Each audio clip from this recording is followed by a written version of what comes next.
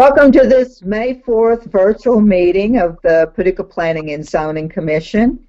We invite all of you to join us as we say the Pledge of Allegiance. I pledge allegiance to the flag of the United States of America and to the republic for which it stands, one nation, under God, indivisible, with liberty and justice for all.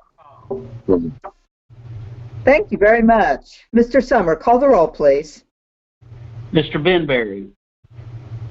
Here. Mr. Bradford. Mr. Bradford. Here. Okay. Mr. Morrison. Here. Ms. Pollard.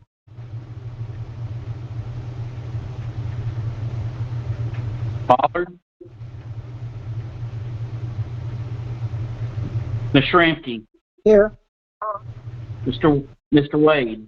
Here. Chair Castillas. Here. Mr. Wade, I believe you have our minutes motion. Could you read that, please?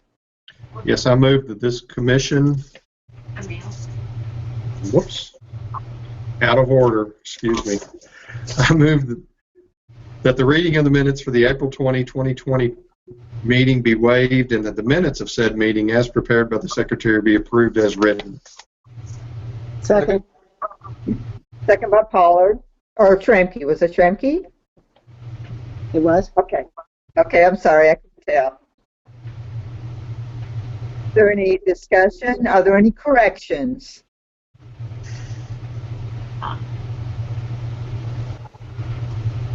Call the roll, please.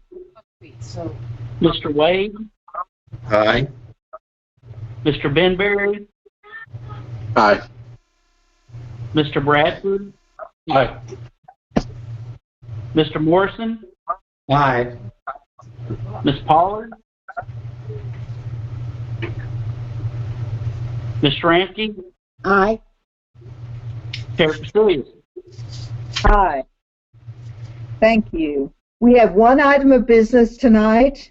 Mr. Morrison, could you read that motion for us, please? Yes, ma'am. I move that this commission adopt a resolution approving the final subdivision of property located at 1400 and 1420 Martin Luther King Jr. Drive and 1401 and 1415 Harrison Street, known as Remington Subdivision. Second. Second by Schramke. This is the final plat of Remington Subdivision. Staff did have a few comments that was made at the preliminary plat level, which is reflected on this final plat. I'm trying to get it. There we go.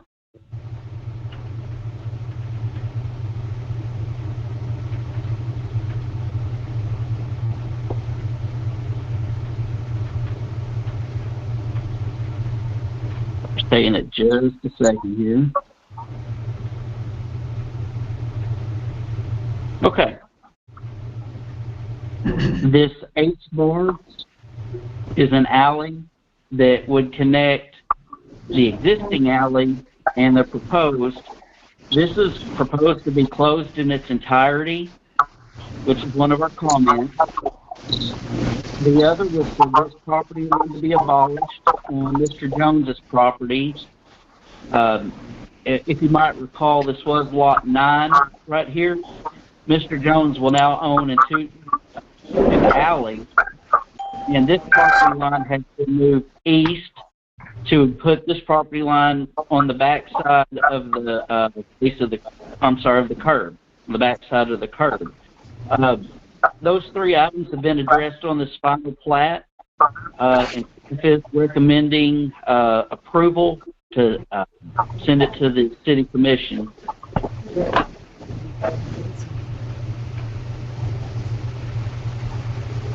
Questions? Comments? Yes, I have a comment. Josh, I'd like you to repeat that without moving your mouse. I believe it was a distraction So could you just repeat the closing of the alley and what would happen to the property? Sure. The next stop for this plat would be the Paducah City Commission, where they would accept the subdivision, which would include the closure of the alley between Mr. Suggs and Mr. Jones, which shown is a hatched area on the plat in front of you. And they would accept the dedication of the 23-foot wide alley behind the new lots, behind the 8 new lots. Okay, thank you.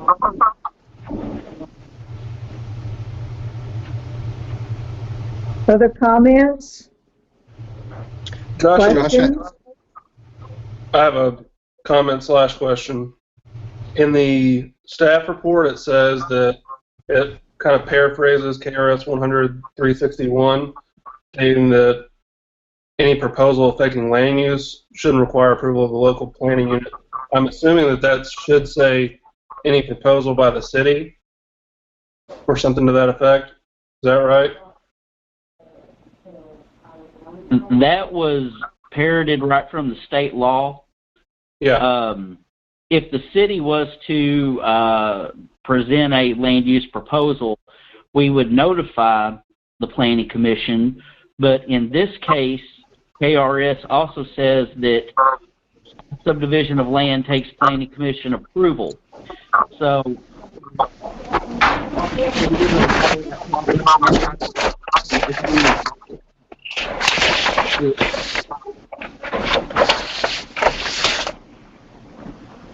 it's being presented to the Planning Commission to review and sign off on.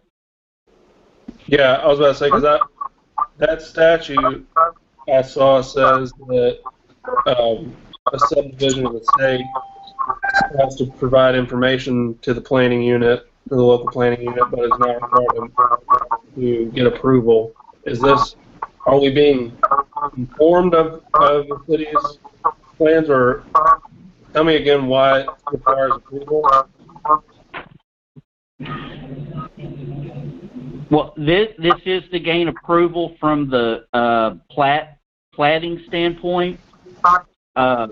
Since we do have to have the chair's signature, plus all major subdivisions of land do take a public hearing, which is what this is. We were just going to follow the proper procedure to get it platted legally with the chair's signature on it after approval. Or is it from? It's Kathy. Yeah.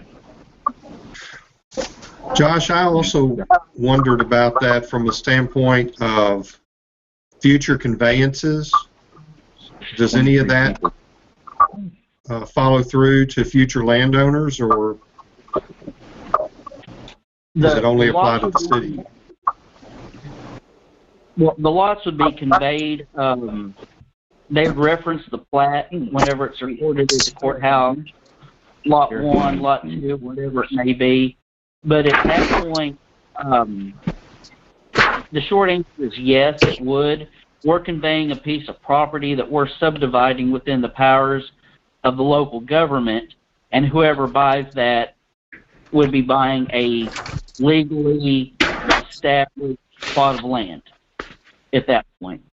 Okay, so it passes with the land, not just for the pleasure of the city.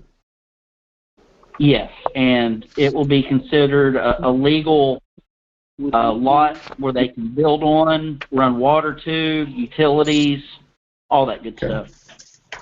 Thank you. 2 blocks from our house on Fountain. Are there any other questions or comments? Yeah, I think I understood what Josh was saying, in that KRS 100-361 is being invoked to say that the city doesn't need approval of this for a land use, but does need our approval because the chair's signature is required on the plat. Have I understood that correct, Josh? That is correct, because to record it, we do have to have a signature from the chair on that. Okay. I think as a matter of policy, if we're going to use a statute or other law as justification for an action, I would like to have, I mean, if we're not going to have council present like we used to, then I'd like to have some further explanation and statutory authority for those that maybe want some more explanation of why it's legally permissible to do what we're being asked to do, because what we've got here in the staff report is pretty minimal. The citation of the statute and paraphrasing of it. I agree, John. But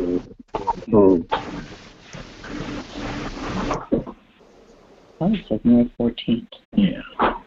just moving forward, I think it would be nice to have a little bit more. North 14th, that's right there. So it's that green space. Yeah. Chairman Casillas. Yes. This is Tamara Tracy, Planning Director, and I just want to say to Commissioner Bradford that we will make that happen. Thank you. Perfect.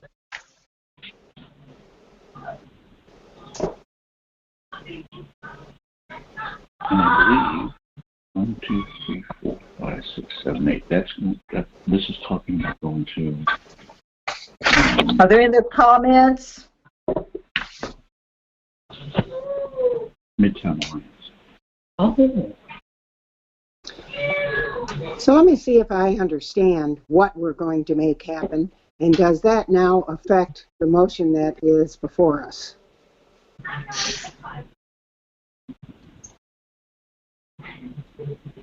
I don't believe so.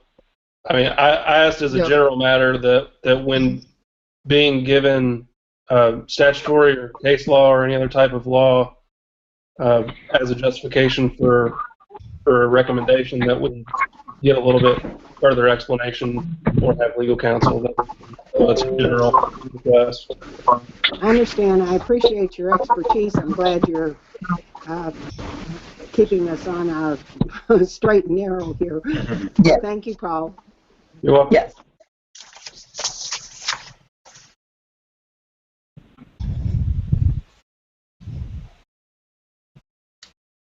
Any other comments? Questions? Are there any questions from anyone who is dialed in that is not on the commission? We certainly would offer you the opportunity to speak. This is a public hearing.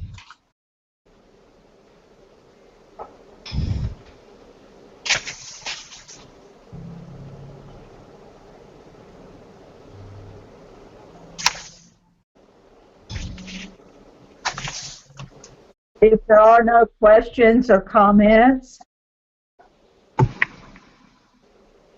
call the roll, please. Mr. Morrison? Aye. Ms. Pollard? Aye. Ms. Schranke? Aye. Mr. Wade? Aye. Mr. Benberry? Aye. Mr. Bradford? Aye. Chair Casillas? Aye. If there is no other business to come before us tonight, we stand adjourned at 5:44 p.m. Thank you all very much for your assistance with this virtual meeting.